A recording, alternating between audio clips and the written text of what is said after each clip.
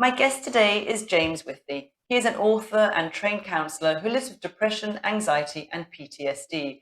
His books include The Recovery Letters, What I Do to Get Through, How to Tell Depression to Piss Off, How to Tell Anxiety to Sod Off, which will be out in January, and How to Get to Grips with Grief, which will be released in July 2022.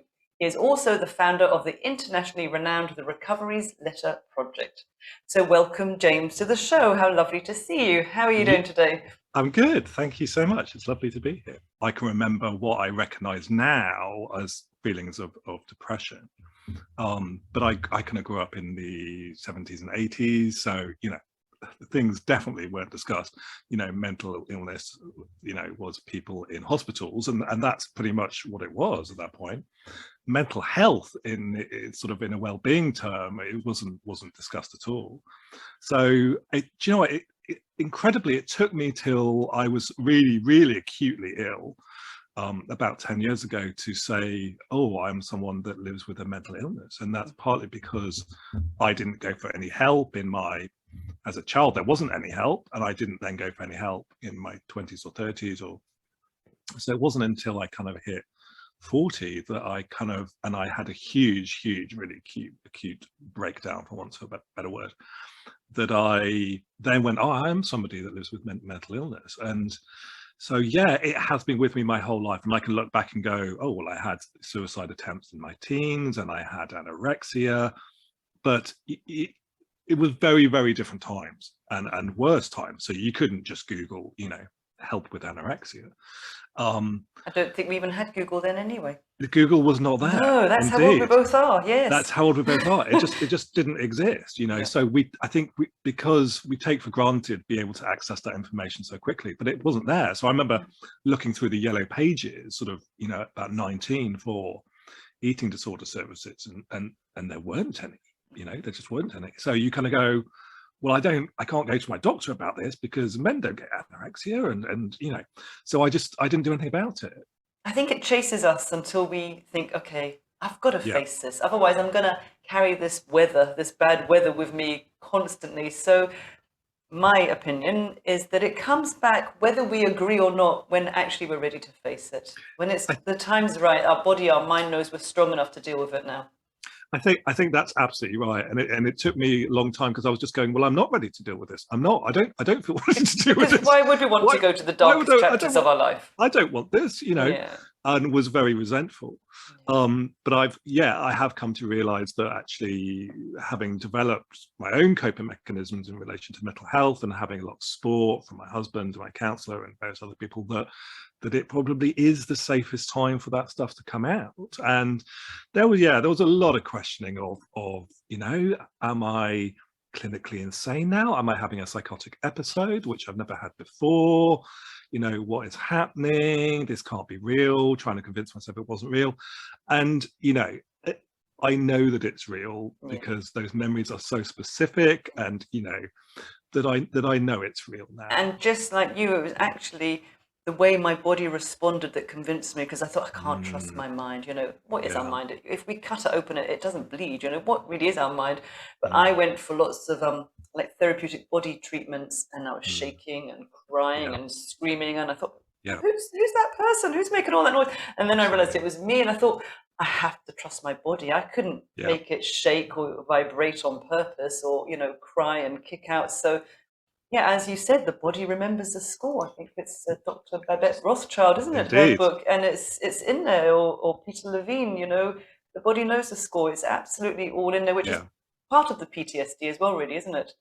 It is, absolutely. Yeah, I've been reading The Body Keeps the Score recently, and yeah, it's a dense book, but there's a couple of chapters that just kind of went, oh, okay, that's what's happening to me, because I couldn't understand what my body was doing, and I'm on quite high doses of antidepressants, so which kind of stops me crying, but suddenly all I could do was cry, and I was just crying and crying and crying, and my body would just be spasming, and then I was just going, well, I don't know what this is. I've never had this in really, you know. And so I had these memories and then all these body responses, and it was And it's just real, well, extraordinary. for me, I can't speak for you, but it was like real sorrow, just all this Oh, sadness. And it yeah, felt like that young person crying yeah, who couldn't cry at that time, you know, just had to put up absolutely, with it and get on with it. And it was just such absolutely. sorrow, that those tears, but really good to shift them and move them. And then, in fact, it was like, I used to call it tsunami. I thought if I start, I may never turn them off, but we do stop crying Yeah. eventually. We do, and I have, you know, that those body spasms and that constant, almost constant crying has you know, lasted a few months and has it's definitely died down, you know, and it just needed to get out of my body, you know, my body, that's, you know, it remembered, and it was huge sadness and grief, and you know, grief for that child, and you know, that child, you know, who couldn't process that or understand that or tell anybody about How would you have that. had the words at just There are 7 no years old, words. or even at 5? Yeah, You know, your daddy's there 1 minute and then he's yeah, literally gone. How absolutely. could you put that into any kind of language? There is no language, and there were no words, and then there was no services there to help you with words, you know, and all we got talked about at school was about stranger danger, you know, probably the same for you. So, you know, it would be like, well, don't go into the car with somebody, don't accept sweets, don't go off with the guy who's wanting to show, you know, his puppy, you know. It was that, Yes. you know, Not and about of the people course that you trust or the people that you not about the know. people that Yes, trust, and of people course that, now we know, you know, that, you know, vast majority obviously, but it's so your language or your understanding of anything that's wrong is all based around people that you don't know, not people that you do. So yeah, there were no words as a child, so there is no language for that. So, you know, all that gets trapped and, you know, locked down, at least in your body and in your mind, and it got locked down for decades, you know, and I now go, okay, I can see why this has happened and that's happened, and why I didn't like that place and why I don't like anyone coming up behind me, and you know, all those kind of things. And it's grief and it's shock and it's pain, but it's also, you kind of go, okay, there's also those it's the moments. PTSD, isn't it? Always being on Yeah, alert, always ready to fight, always like, what's that? Who's that? Who made that noise? You know, I was absolutely. just always, I was in like hypersensitive mode. As soon as I get in my car, put the buttons down. I couldn't drive in a car park if it was beyond one floor because I couldn't, you know, walk down too many flights of Yeah, stairs. Somebody could follow. Always planning the worst case scenario in my head. You and said they if all fails, just get a cat, didn't you? get a cat, which I did. I have one of each. I have a dog and a cat. Yeah, I mean, animals have this amazing healing quality to them. They, you know, they really do, and they keep you very grounded in the moment, you know. And dogs, especially, I think, are really good at that. Of going, we're going to do joy now. We're going to, you know, Yes. this is fantastic, and that's really infectious. So there are so many things that, you know, you can do alongside more traditional treatments if that's what you want to do. But it's always a package. It's always a package of things. It's not as simple as, okay, so these antidepressants do work for me and they do make me feel better, Absolutely. and they've helped me massively, but so have lots of other things. And so, you know, it's not just a case of, you know, here's the prescription, away you go. And what was interesting that you wrote that some were great, but maybe only worked for a year, and Yeah, then you had it to did. try something else. And again, it's Yeah, that waiting for them to take hold could take 3, 5, 6 weeks, and you know, yeah. then am I okay? Am I eating too much? Am I sleeping too much? You know, how is this impacting on the rest of my body or my mind? So it is trial and error a lot, isn't it, with antidepressants? It is really trial and error, and I think also having to push, you know, to say, actually, these aren't working, or, you know, the side effects of this really aren't working for me. So I had loads of really severe side effects when I first started on antidepressants. I was feeling sick or tired, or you know, some make you incredibly hungry, just eat the whole Yeah, time. yeah. And you kind of got to go, well, actually, no, these aren't working. There are loads of antidepressants, you know, out there. It's okay to push and go, these ones aren't working for me. Because you really um don't want to feel worse when you're feeling depressed. no, No, it's no, not a good no, combination. absolutely. So I was feeling tired and sick and just going, oh, this just isn't worth it. We have 3 books published. We are recording this in December, but we're likely to go out in February. And by that time, How to Tell Anxiety to Sod Off will be out on the shelves. And I have It a will. little quote here from the fabulous Robin Ince, who's a comedian and also does a podcast with Brian Fox, the Monkey Cage, isn't it? Yep, he does a number of podcasts, with Josie Yeah, Long. and he says about your new book, which won't be new when we do this, a book to play anxiety bingo with one that will help you realize that you're not alone in experiencing absurd mental terrors that really feel horribly real. James makes it very funny too, surprise, because of the ludicrousness of where our anxiety imagination can take us to. And now I can't read my writing. As funny as on the page, it just is horrifying when it's playing in our mind. You will laugh, but you will also come away tooled up for the next battle in your mind's darker corners. Yeah, absolutely. Yeah. I mean, being called funny by Robin Ince was quite He's something. a great comedian, I have to so say. that's rather lovely. That was a huge privilege. But yeah, absolutely.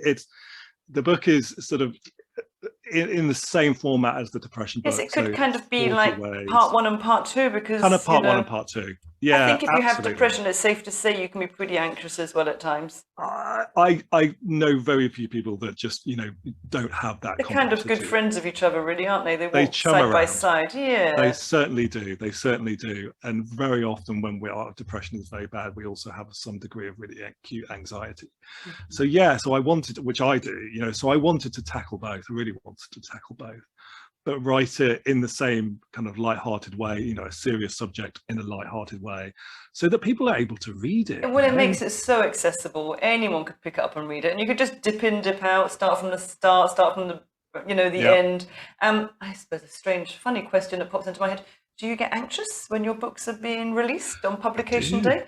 I do get anxious. I do. Even with that glowing testimony by Robin Ince, you still worry what people will think, or anybody will buy it. I do, of course, yeah. Will they use it for their Kindle on their Fire? I do really worry about it. But I also have techniques, so it was funny when I started to writing it, I was going, oh, I'm anxious about writing a book about anxiety. This is very meta, this is all very, and then started to use the techniques to manage that. And it was all kind of going around in circles. That's like a hand drawing a hand, isn't it? One of those paintings. It is. So I started to use the techniques about my anxiety, about writing my anxiety. Of course you worry about it, and actually what I want more than that is I want people to enjoy it and benefit from it. So, that overrides everything, is that people are having some use from it. And it's great to have some testimonials from people that have said how useful it's been, that's wonderful as a start. I'm sure he means every word of it. You sound like it's great, like, surprise, but he wouldn't have said that if he didn't mean it. Absolutely.